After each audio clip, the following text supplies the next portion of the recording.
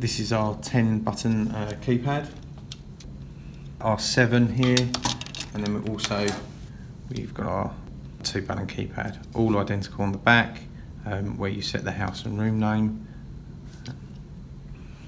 Okay, so once we've programmed the software with all of our scenes, the next thing to do is take one of our wireless keypads, and then all we need to do is match up the house and room number according to what we did on the software. So in this case, house was number 4 and room number was number 9.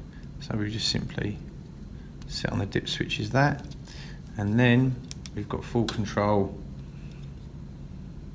of our system.